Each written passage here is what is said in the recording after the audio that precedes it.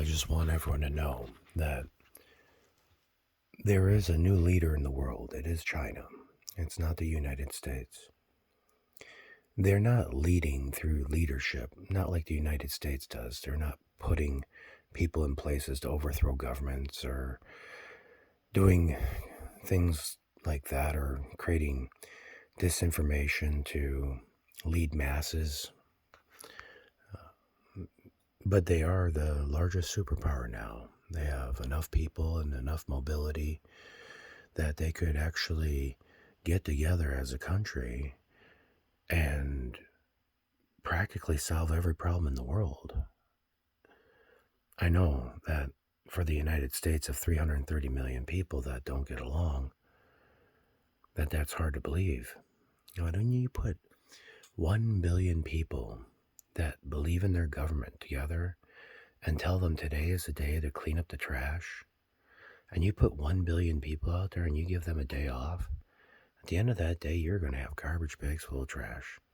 And your country's going to look great. Do you know that?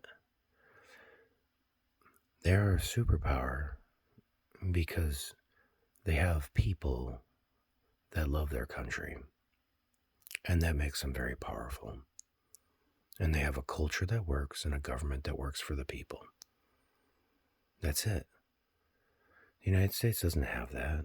We got a president who's got very favorable ratings, who had a third of the population vote for him, a third of the population didn't vote, and roughly a third of the population voted for the other guy.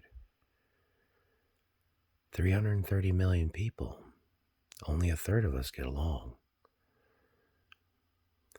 Superpowers are about being super.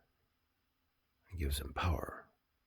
Power is not the might that one has. You can have all the might in the world. You can be so strong that there is no one else like you and you will be alone. You will have the top of the hill and nothing will make you happy.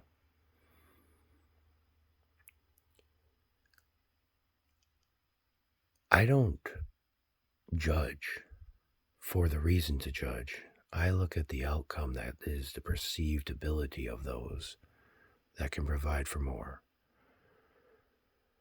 And when you have a greater number of people that come together concentrically to create a better outcome, that is very powerful. And to harness that energy is super. And so, yes, China is the number one superpower in the world. And I truly believe that if the United States or anyone else wants to start leading a better life, we should look at models based on the thought processes of protecting people instead of creating distancing and rife between one another. The power struggle divides us. It makes us unpowerful. It makes us bitterly divided.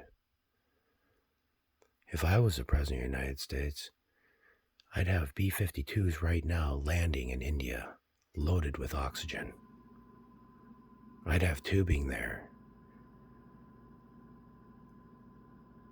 I'd have our ships out in the water, and we'd be making oxygen out there. Because it's not a time of war. It's a time to help people. It's not a time to pull people together and threaten people. It's a time to provide people with oxygen.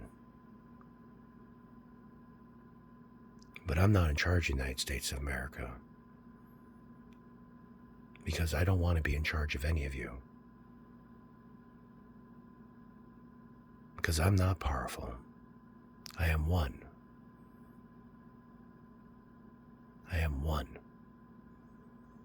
For where there is one, and another comes, another will come, and then we will be many. The world needs more help. It does not need what we see here today. We need to move past the idea of righteousness based on color. If I was president, I would have B-52s flying to India right now with oxygen. I'd have them fully loaded. I'd have so many tanks of oxygen landing there. And medical needs. But I'm not the president. Because I care for more than one person.